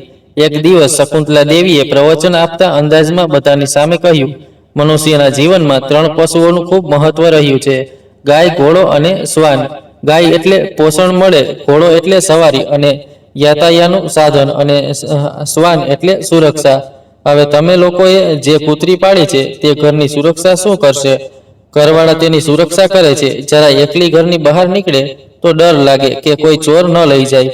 2 કૂતરા રસ્તે જોવા મળે તો ડરીને એવી ભાગે કે જાણે પગમાં જ છુપાઈ જશે. મમ્મીજી, આ સુરક્ષા માટે નથી, બાળકો માટે જીવતું રમકડું છે. ખતરનાક કૂતરું પાડો તો ખુદ પણ ડરો, પડોશીઓ અને ભાડુઆતને પણ ડરાવો, અને દુશ્મનની અલગથી મોલ લો. આશીષજીએ કહ્યું. શકુંતલા દેવી ચૂપ રહી ગયા. એક દિવસ જ્યારે મોહિત સ્વીટીને ફેરવવા જતો હતો, ત્યારે આશીષજી બોલ્યા, નાનીને પણ સાથે લઈ જા. ડોક્ટરે તેમને કસરત કરવા કહ્યું છે, પણ તેઓ કરતા નથી. સ્વીટીના બહાને તેમનું પણ ચાલવું ફરવું થઈ જશે. એ દિવસે મજબૂરીમાં શકુંતલા દેવીએ મોહિત સાથે જવું પડ્યું. શકુંતલા દેવીની તમામ મેડિકલ રિપોર્ટ આશીષજીએ એક ઓર્થોપેડિક ડોક્ટરને બતાવ્યા હતા. પટનાના ડોક્ટરે પણ કસરતની ભલામણ કરી હતી, પણ ઘૂંટણમાં દુખાવો છે, લાંબો સમય ચાલી નથી શકતા, ઊભા નથી રહી શકતા જેવા બહાના બનાવીને તેઓ ટાળતા હતા. પટનામાં કોઈ તેમને ટોકતું પણ નહોતું, પણ આશીષજીનો અંદાજ જુદો હતો. તેઓ થપાટ મારતા પહેલા સલાહ આપતા, દરેક વાતને મીઠી ચાસણીમાં લપેટીને કહેતા. તેમનો વ્યવહાર બિલકુલ કુંભાર જેવો હતો. થપકીઓ આપતા પહેલા અંદરથી સહારો આપતા. મોહિત થોડા દિવસ સુધી નાનીને સ્વીટી સાથે ફેરવવા લઈ જતો રહ્યો. પછી આશીષજીના ઈશારે મોહિત કોઈને કોઈ બહાનું બનાવીને ઘરે રહેતો અને નાનીજી સ્વીટી સાથે ફરવા જતા. પાછળના દિવસોમાં સ્વીટી પણ શકુંતલા દેવીની જવાબદારી બની ગઈ હતી. આનંદી પણ આશીષજીના નિર્દેશો મુજબ માંથી રોજ કામ લેતી. મમ્મી, જેટલું કરી શકો કરો, બાકી હું કરી લઈશ કહીને તે ઘરના કામ સોંપતી, અને ડ્રોઈંગ રૂમમાં સોફા પર બેસીને શકુંતલા દેવી ટીવી જોતા જોતા ઘણા કામ કરી નાખતા. 20 દિવસના પ્રવાસ દરમિયાન તેમણે વર્ષભરની જરૂરિયાતના ચિપ્સ, પાપડ અને વડી તૈયાર કરાવી દીધા હતા. જ્યારે આશીષજી ઘરે ફુરસતમાં હોય ત્યારે તેઓ સાસુ પાસે પરંપરાગત ભોજનની ફરમાઈશ કરતા અને ઉમેરતા, આનંદી બતાવે તો છે, પણ યા તો બરાબર મહેનત નથી કરતી, યા તમે તેને બરાબર રાંધવાનું શીખવ્યું નથી. એ દિવસે સાસુમાં જમાઈની વાતોને પડકારની જેમ લેતા અને બુઢી અમ્માનું હુનર બહાર આવતું. પછી મોહિત અને કાવ્યા પણ કહેતા, નાની, તમારી જેમ મમ્મી ક્યારેય નથી બનાવી શકતા. આનંદી બાળકોને ઝીટકીને કહેતી, હા, મને કંઈ નથી આવડતું, તમને જે ગમે તે નાની પાસે જ બનાવડાવો. આ બધી વાતો શકુંતલા દેવી માટે ઉત્સાહવર્ધક હતી, અને આગલી વખતે તેઓ વધુ મનોયોગથી રસોડામાં કામ કરતા. માંથી સહયોગ મળતા આનંદીની ફરિયાદો પણ દૂર થઈ ગઈ. હવે તેને પણ થોડી ઘણી ફુરસત મળવા લાગી. તે કોઈ બીજું કામ કરી શકતી કે બપોરે આરામ કરી શકતી. એક મહેરી સવારે સાંજે આવતી, જે ઝાડુ પોતું અને વાસણ કરી જતી. કપડાં ઓટોમેટિક વોશિંગ મશીનમાં ધોવાઈ જતા. ગમલાઓમાં પાણી મહેરી જ નાખી જતી. યદાકદા જ્યારે આનંદી બહાર ગઈ હોય તો શકુંતલા દેવી સામાન્ય ખોરાક પણ બનાવી રાખતા. આનંદીને બીજું શું જોઈએ? કેલેન્ડર તાકવાનું તો તેણે ક્યારનું બંધ કરી દીધું હતું. હવે તો તેને એ વિચારવાથી ડર લાગતો કે માં જશે પછી તે કામ કેવી રીતે કરશે. માએ તેની આદત બગાડી દીધી હતી. મનનું કલેશ દૂર થયું તો શકુંતલા દેવીના દિવસો પણ મજામાં પસાર થવા લાગ્યા.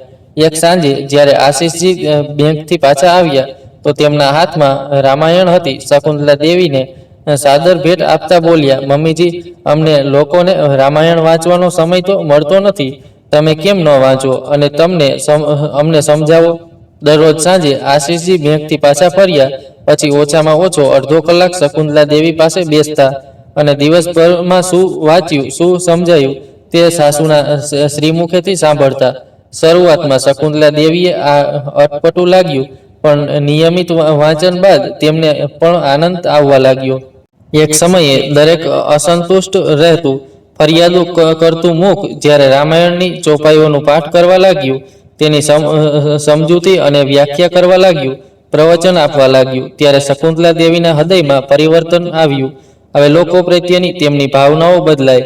જેના પ્રત્યે મનમાં કટુતા હતી તે મૃદુ ભાવમાં બદલાવા લાગી. ધીમે ધીમે નજરિયો પણ બદલાયો. મન જે અગાઉ ખામીઓ શોધતું હતું તેમાં હવે ત્યાગનો ભાવ આવવા લાગ્યો. પોતાને અપર્ણાની જગ્યાએ રાખીને વિચાર્યું તો તેમને અહેસાસ થયો કે આટલી મહેનત તો તેમણે પોતાના જીવનમાં પણ ક્યારેય નહોતી કરી. તેમની પણ સાસુ હતી. સાસુ તરીકે તેઓ પોતાની વહુ પાસેથી જે અપેક્ષાઓ રાખતા હતા, શું વહુ તરીકે તેઓ પોતાની સાસુની અપેક્ષાઓ પર ખરા ઉતર્યા હતા? ઈમાનદાર જવાબ હતો ના. તેમની યુવાવસ્થામાં આટલી સુવિધાઓ નહોતી, તો આટલો સંઘર્ષ પણ નહોતો. મહેનત તો ત્યારે પણ કરવી પડતી હતી, પણ ફક્ત મહેનત જ કરવાની હતી. જીવન આટલું તણાવપૂર્ણ નહોતું. અને સાસુની વાત તો સાસુને સંભળાવવું તો તેમને પણ પડતું હતું. સાસુના સંતોષનો શિકાર તેઓ પણ હતા. રામાયણ બાદ આશીષજીએ અન્ય ધાર્મિક ગ્રંથો અને ઉચ્ચ કોટીનું સાહિત્ય પણ ઉપલબ્ધ કરાવ્યું. ઘણીવાર એવું થયું કે આશીષજી શકુંતલા દેવી પાસે બેસેલા હોય, શકુંતલા દેવી કથાના સાર સંભળાવતા હોય અને આશીષજીનું મન બેંકની ઉલઝનોમાં ગૂંચવાયેલું હોય, કોઈ યોજના ઘડી રહ્યા હોય, સમસ્યાઓનું નિદાન વિચારતા હોય. માનસિક રીતે તેઓ હાજર જ ન હોય, તેમ છતાં તેઓ શકુંતલા દેવીને એવો અહેસાસ ન થવા દેતા કે તેઓ સંભાળતા નથી, કે પ્રવચનમાં તેમની કોઈ રુચિ નથી. ખાલી મગજ શેતાનનું ઘર એ જ નથી કહેવાતું. હવે શકુંતલા દેવી પાસે કામ હતું, વિચારોમાં જવાબદારી હતી, સાંજે સંભળાવવા માટે કંઈક વાંચવાનું હતું. તેમનું મન પણ ત્યાં રામાયણ થઈ ગયું હતું. પણ સમય ગતિશીલ છે, દરેક પળે બદલાય છે. આશીષજીનો સમય બદલાયો. ઘણા દિવસોથી તેમનું પ્રમોશન બાકી હતું. બોકારોની આસપાસની વિવિધ શાખાઓમાં તેમને 10 વર્ષથી વધુ થઈ ગયા હતા. આ કારણે તેમને પ્રમોશન તો મળ્યું, પણ બદલીના આદેશ સાથે રાંચી મોકલવામાં આવ્યા. રાંચી બોકારોથી લગભગ 125 કિલોમીટર દૂર હતું. પહેલા તેમણે વિચાર્યું કે રોજ અપડાઉન કરી લેશે, પણ 7 દિવસમાં જ અહેસાસ થઈ ગયો કે બોકારોના ઘરેથી રાંચીની બેંક સુધી એક તરફથી મુસાફરી ઓછામાં ઓછો 4 કલાક લાગે છે. જે ક્યારેક તો શક્ય હતું, પણ રોજ આવવું જવું ન તો શક્ય હતું ન યોગ્ય. રોજની 8 કલાકની મુસાફરી ઉપરાંત બેંકમાં પણ પૂરતો સમય આપવો પડતો. ક્યારેક કોઈ ઉલઝન હોય તો રાતના 10 વાગે પણ બેંકમાં નીકળી જાય. બાળકોના શિક્ષણને કારણે આખો પરિવાર રાંચી શિફ્ટ ન થઈ શકે. સંકટનો સમય હતો. પ્રમોશન છોડી દે તો પણ શું થાત? ઉચ્ચ અધિકારીઓમાં છબી બગડત. કોઈ ચીડાઈ જાય તો બિના પ્રમોશન દૂર ક્યાંક બદલી કરાવી દે. નક્કી થયું કે આશીષજી રાંચીમાં એક રૂમ ભાડે લે, શનિવારે સાંજે બોકારો પાછા આવે અને સોમવારે સવારે ઘરેથી નીકળીને સીધા બેંક પહોંચે. જ્યારે પણ કોઈ રજા હોય કે બોકારો આવવાનું શક્ય હોય તો આશીષજી આવી જતા. શકુંતલા દેવીને આશીષજી મજબૂરીમાં ઘરે લાવ્યા હતા, પણ આજે તેઓ તેમનો મોટો સહારો હતા. આનંદીને માથી સહાય તો મળતી જ હતી, પણ હવે પતિની ગેરહાજરીમાં માની હાજરી સુરક્ષાની ભાવના પણ રહેતી. એવા સમયે પણ જ્યારે પતિ સાથે ન હોય, બાળકો સ્કૂલે જતા અને જરૂરી વસ્તુઓ માટે આનંદીએ જ બજાર જવું પડતું, ત્યારે માને કારણે ક્યારેક દરવાજે તાળું લગાવવું ન પડતું. બાહ્ય સહાય માટે પડોશીઓ હતા. ઘરમાં 2 ભાડુઆત પણ હતા, પણ મોટી થઈ ગયેલી કાવ્યાને કારણે આનંદી બહારના લોકોની ઘરમાં હાજરી ઈચ્છતી નહોતી. દુનિયા આનંદીએ પણ જોઈ રહી હતી. મનુષ્યો કેટલો સ્વાર્થી જીવ છે. પળે પળે પોતાનો સ્વાર્થ જુએ છે અને સ્વાર્થ પ્રમાણે જ પોતાની પ્રાથમિકતાઓ બદલે છે. સાસુને રેલવે સ્ટેશન છોડીને અપર્ણા પતિ સાથે એક મોલમાં ગઈ હતી. ત્યાંથી થોડી ખરીદી કરી. મોડું થઈ રહ્યું હતું, એટલે હોટલમાંથી ખાવાનું પેક કરાવીને ઘરે પાછી આવી. હોટેલનું ખાવાનું જોઈને અજય અને વિજય બંને ખુશ થઈ ગયા. ખાતા ખાતા અપર્ણા ને અગાઉની જેમ એ જ વ્યંજનોમાં સ્વાદ ન લાગ્યો. ખરેખર ખાવાનું તો એ જ હતું, અગાઉની જેમ જ સ્વાદિષ્ટ, પણ અપર્ણાના મનની સ્થિતિ પ્રસન્ન નહોતી, બિનજરૂરી પોતાને સતાવતી. આત્મલંઘનમાંથી પીડાતી હતી. જો સાસુ કોઈ ઉત્સાહમાં ગઈ હોય તો ખૂબ ખુશીની વાત હોત, પણ હકીકત તે જાણતી હતી. વિદાયનો સૌહાર્દપૂર્ણ માહોલ એક તોફાન સિવાય કંઈ નહોતું. સત્યેન્દ્રજીએ જાણે અપર્ણાની મનોદશા ભાંપી લીધી હતી. તેની ઠોંટી ઊંચી કરીને વીરાન આંખોમાં નજર કરતા બોલ્યા, વધારે વિચાર ન કર, થોડા દિવસની વાત છે. માહોલ બદલાશે તો માની વિચારસરણી પણ બદલાશે. એમે તેઓ કોઈ વૃદ્ધાવસ્થામાં તો ગયા નથી કે તને આટલી ચિંતા થાય છે. વધુમાં વધુ 2 મહિના રહેશે, પછી અહીં આવવાની જીદ કરવા લાગશે. અપર્ણાએ માથું ઝુકાવ્યું અને ડાઇનિંગ ટેબલ પરથી વાસણો સમેટવા લાગી. શરૂઆતના 2 દિવસ અપર્ણાને ઘરમાં શાંતિનો માહોલ લાગ્યો. ખટપટ બંધ હતી એટલે સુખનો શ્વાસ આવ્યો. પણ જેમ જેમ દિવસો પસાર થવા લાગ્યા, ઘરમાં શૂન્યતાનો ભાવ થવા લાગ્યો. આ શૂન્યતાનું વર્તુળ નિયંત્રણથી વધતું જ ગયું. શકુંતલા દેવીને ગયે 4 દિવસ થયા હતા ત્યારે મેઈડે રસોડામાં કામ કરતા અપર્ણાને કહ્યું, ભાભી, જ્યારથી અમ્માજી ગયા ત્યારથી અહીં સુખ શાંતિ છે. ચૂપ કર. અપર્ણાએ ક્રોધથી મેઈડને ઝીંટકી. મમ્મી, આ ઘરમાં માલિક છે, તેઓ જે ઈચ્છે તે કરી શકે છે, એટલે મમ્મીનો ઉલ્લેખ પણ આદરથી કર. મેઈડ ચૂપ રહી ગઈ. પણ ત્યારથી અપર્ણાનું મન વિચલિત થઈ ગયું. રાતના 8:30 વાગી રહ્યા હતા. અજય અને વિજય સાથે અપર્ણા ડાઇનિંગ ટેબલ પર બેઠી હતી. આજે તેનું મન વધુ વિચલિત હતું. સ્વરે સંયમિત રાખતા બોલી, દાદીનો ફોન આવ્યો હતો? ના. બંને એકસાથે બોલ્યા. દાદીની યાદ આવે છે? આવે તો છે, મોટા દીકરા અજયે કહ્યું. તો પહેલા દાદી પાસે કેમ નહોતો બેસતો? તેમની સાથે વાતો કેમ નહોતો કરતો? દાદી સાથે શું વાતો કરું? અને પછી અમારું સ્કૂલ ટ્યુશનનું કામ કોણ કરે? દાદી તો ઘરમાં જ હતા. કોઈ કામ બોલે તો અમે બંનેમાંથી કોઈ એક કરી જ દેતું. અજયે કહ્યું, મમ્મી, જ્યારે અમે દાદીને આખો દિવસ જોતા હતા તો મોતી હાલચાલ પૂછવું ક્યાં જરૂરી હતું? વિજયે દલીલ કરી. અપર્ણા નિરુત્તર રહી ગઈ. પણ હવે તો દાદી દૂર રહે છે, હવે કેમ નથી વાત કરતો? અપર્ણા જીદભર્યા સ્વરે બોલી, હું શું વાત કરું? તમે જ કરી લો. વિજયે પણ જીદભર્યા સ્વરે કહ્યું, સૂતા પહેલા હું વાત કરીશ અને તમારી વાત પણ કરાવીશ. અપર્ણાને ગુસ્સે થતી જોઈ વિજયે વાત સંભાળી. દાદી સાથે વાત મારી સામે કરજે, પણ એ ન કહેતી કે હું તારી પાસે ઊભી છું. અપર્ણા સમજાવતા અંદાજમાં બોલી, કેમ બેટા, તું નહીં સમજે? આવી વાતો સમજવાની તારી ઉંમર નથી. હું જાણું છું. વિજય બોલ્યો, દાદી તમારાથી નારાજ રહેતા હતા એટલે ના? અપર્ણા ચૂપ રહી ગઈ. રાતના 10 વાગી રહ્યા હતા. શકુંતલા દેવી પોતાના રૂમમાં સૂતેલા હતા. ટીવી પર કોઈ સિરિયલ જોતા હતા. અવાજ લગભગ નહોતો, કારણ કે પટનામાં પણ આવું જ હતું. જ્યારે બધા સૂવા જાય તો કોઈ શોર મચાવીને હાઈ વોલ્યુમમાં ટીવી કેવી રીતે જોઈ શકે? દીકરીના ઘરે પણ એ જ પાબંદીઓ હતી, પણ અહીં તેમને ફરિયાદ નહોતી. પરાયા ઘરમાં લોકો અનુશાસિત થઈ જાય છે. ભજન, કીર્તન કે જાગરણ માટે હજુ તેમની અહીં ઓળખાણ નહોતી થઈ ત્યારે અપર્ણાનું નામ તેમના મોબાઈલ પર સુરેલી રિંગટોન સાથે ચમક્યું. શકુંતલા દેવીનું એકવાર મન થયું કે ફોન રણકતો રહેવા દે, પણ કંઈક વિચારીને તેમણે ફોન ઉપાડી લીધો. અજય અને વિજય બંને સાથે વાત થઈ. ઘણી બધી વાતો થઈ, પણ અપર્ણાનો ઉલ્લેખ ન તો શકુંતલા દેવીએ કર્યો, ન હિદાયતે. અજય વિજયે એ દિવસથી દર બીજા ત્રીજા દિવસે અજય અને વિજય માની હાજરીમાં દાદી સાથે વાત કરી લેતા. મોબાઈલ અપર્ણાનો જ હતો, કારણ કે શિક્ષિકા તરીકે તે જાણતી હતી કે બાળકોને સ્કૂલે જતા પર્સનલ મોબાઈલ ક્યારે આપવો. અપર્ણા શકુંતલા દેવી સાથે નહીં, પણ આશીષજી સાથે અવારનવાર વાત કરતી. સાસુના સ્વાસ્થ્ય અને વ્યવહાર વિશે ચર્ચા કરતી. અપર્ણા રાહ જોતી હતી કે ક્યારે શકુંતલા દેવીનું મન ક્યારે બોકારોથી ઉચટશે, પણ એવું થયું નહોતું. 8 મહિના ધીમે ધીમે પસાર થઈ ગયા. હવે આનંદીના ધીરજનો પૈમાનો ઉભરવા લાગ્યો હતો, કારણ કે લોકો અવારનવાર શકુંતલા દેવી વિશે પૂછવા લાગ્યા હતા. એક સમય હતો જ્યારે દીકરી જમાઈના ઘરે કોઈ માં આજીવન ન જતી. દીકરીના ઘરનું પાણી પણ ન પીવાતું, અને શકુંતલા દેવી તો 8 મહિનાથી ત્યાં રહેતા હતા. શનિવારની રાત હતી. સત્યેન્દ્રજી પટના આવ્યા હતા. સાંભળો જી. અપૂર્ણા બાજુમાં સૂતેલા સત્યેન્દ્રજીને બોલી, એક વાત કહું? કહો સત્યેન્દ્રજી, જે પથારીમાં સૂતેલા મોબાઈલ જોતા હતા, મોબાઈલથી નજર હટાવ્યા વિના બોલ્યા, મમ્મી વિના ઘર બિલકુલ સૂનું લાગે છે. તમે તો અઠવાડિયે એકવાર ઘરે આવો છો. બાળકો પણ પોતાની દુનિયામાં વ્યસ્ત છે. ક્યારેક લાગે છે કે આપણે ફક્ત પૈસા કમાવવાની ચિંતામાં જીવન ગુમાવી દીધું. ન તમને ફુરસદ છે, ન મને, ન બાળકોને. આપણે બધા જીવીએ છીએ, પણ અલગ અલગ શું? આ માટે જ પરિવાર હોય છે. હવે તો બાળકો ભેગા બેસીને ખાવાનું પણ નથી ઈચ્છતા. બંને પોતાના રૂમમાં લેપટોપ ચાલુ કરી લે છે. ક્યારેક મૂવી જુએ છે, ક્યારેક કામ કરતા કરતા નિવેળા તોડે છે. તું શું ઈચ્છે છે? અપર્ણાએ પિતાના ચહેરા તરફ નજર નાખી અને થોડા સંકોચ ભર્યા સ્વરે ધીમેથી બોલી, મમ્મી, બોકારો ગયે 8 મહિનાથી વધુ થઈ ગયા. દીકરી, જમાઈના ઘરે આટલા દિવસ રહેવું ઉચિત નથી.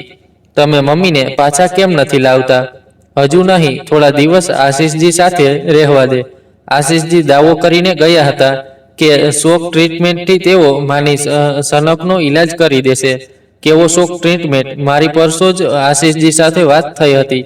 મમ્મી તો ત્યાં મજામાં છે.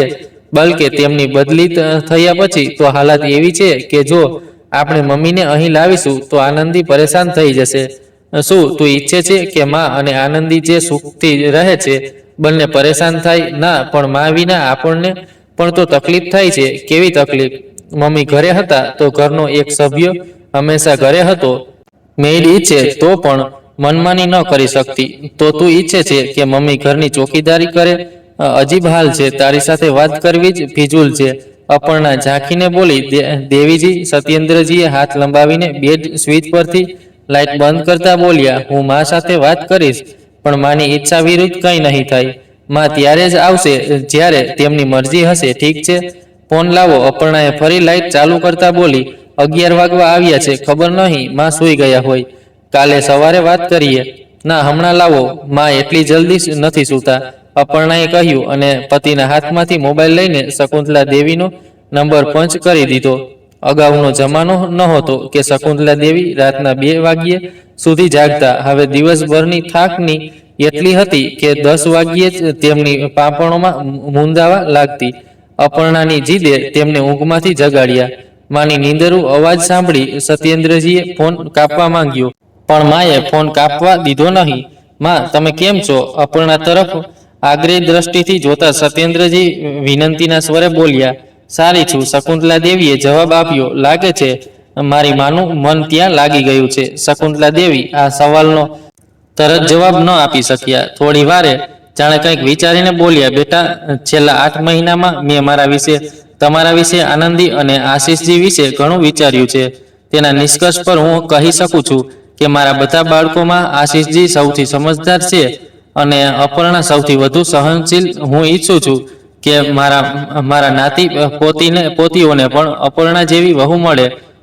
તો પણ તું મારી કે અપર્ણાની સાથે કોઈ પર કેવી નથી વાત કરતી? કરું તો છું.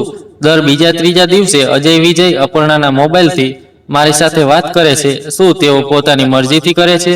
શું હું મારા પોતીઓને નથી ઓળખતી? હું શરત લગાવીને કહું કે દર વખતે અપર્ણાના કહેવાથી જ તેઓ મને ફોન કરે છે અને દર વખતે અપર્ણા ત્યાં જ હોય છે. આ સમયે પણ જ્યારે તું મારી સાથે વાત કરે છે અપર્ણાના કહેવાથી કરે છે અને અપર્ણા તારી બાજુમાં બેઠી છે. સત્યેન્દ્રજી આવાક રહી ગયા. માએ કેટલું સટીક આકલન કર્યું હતું. માં, સાચું કહું તો આ સમયે પણ હું અપર્ણાના કહેવાથી જ ફોન કરું છું અને ખરેખર તમારો ફોન સ્પીકર મોડ પર છે અને બાજુમાં બેઠેલી અપર્ણા મારો અવાજ સાંભળી રહી છે. પ્રણામ મમ્મી, અપર્ણાના કંઠમાંથી નીકળી પડ્યું. આ સમયે તેની હાલત એવી હતી જાણે તેની ચોરી પકડાઈ ગઈ હોય. આશીર્વાદ છે તને, શકુંતલા દેવી બોલ્યા, પણ એક વાત કહે, તું બીજાને ફોન કરાવે છે, પોતે કેમ નથી કરતી?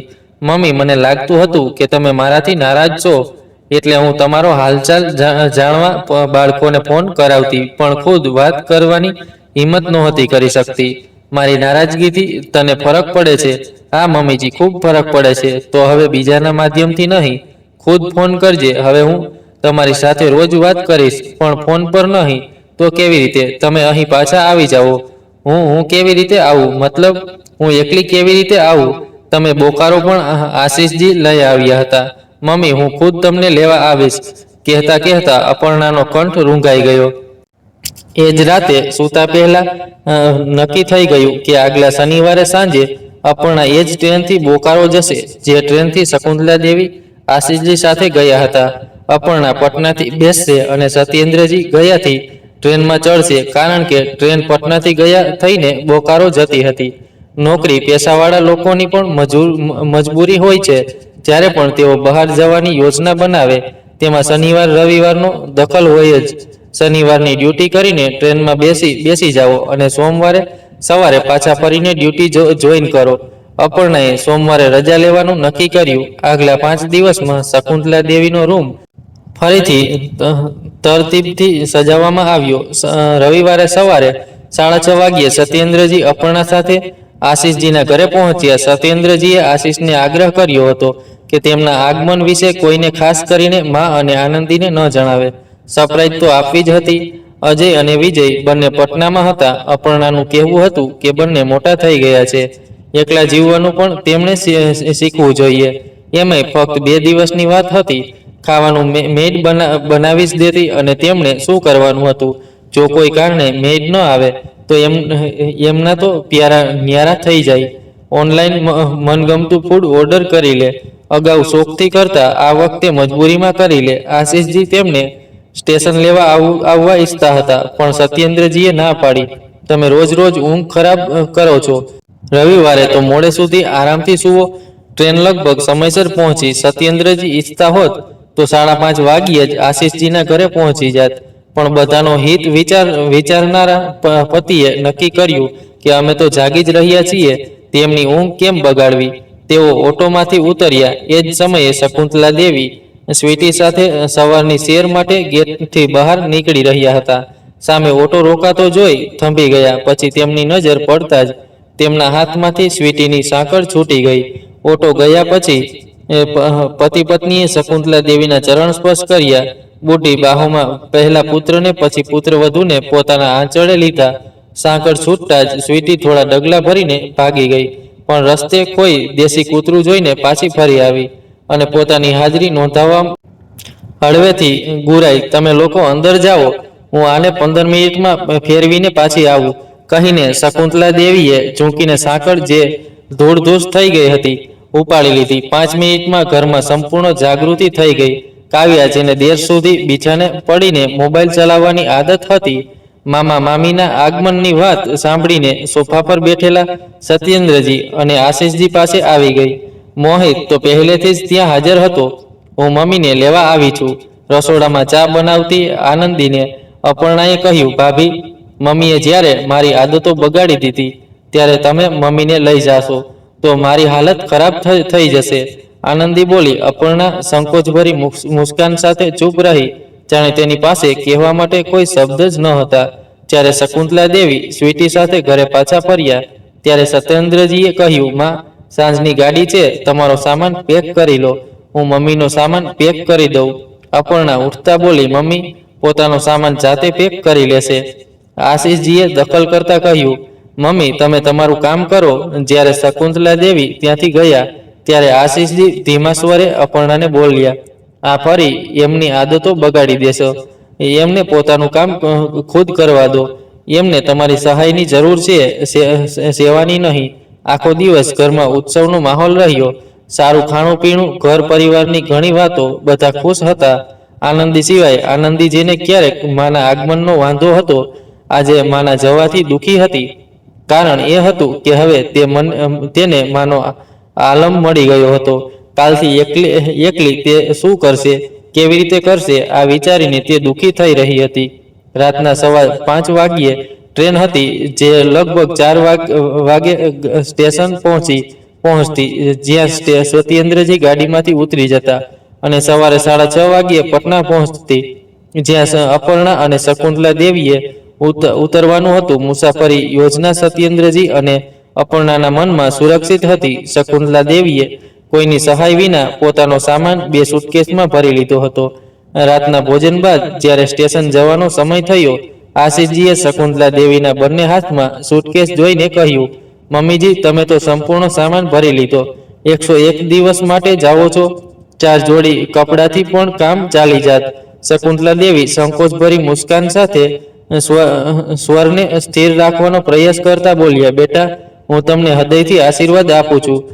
તમારા કારણે મારું જીવન બદલાઈ ગયું, મારી વિચારસરણી બદલાઈ ગઈ. મને સમજાયું કે માણસે પોતાના ઉપયોગિતા જાળવી રાખવી જોઈએ. સ્વામી પણ સેવકને ત્યાં સુધી જ રાખે છે જ્યાં સુધી તે ઉપયોગી હોય, નહીં તો સેવા નિવૃત્ત કરી દેવાય છે. એ જ રીતે જો તમે ઘરનો ભાગ છો તો કામમાં પણ તમારી હિસ્સેદારી હોવી જોઈએ. ત્યારે જ ઘર પરિવારમાં સામાન્ય સન્માન મળે છે. અપમાનથી બચવા માટે લોકો માટે ઉપયોગી બનવું પડે છે. જો તમે અનુપયોગી છો તો ઘર, સમાજ કે કોઈને તમારી જરૂર નથી.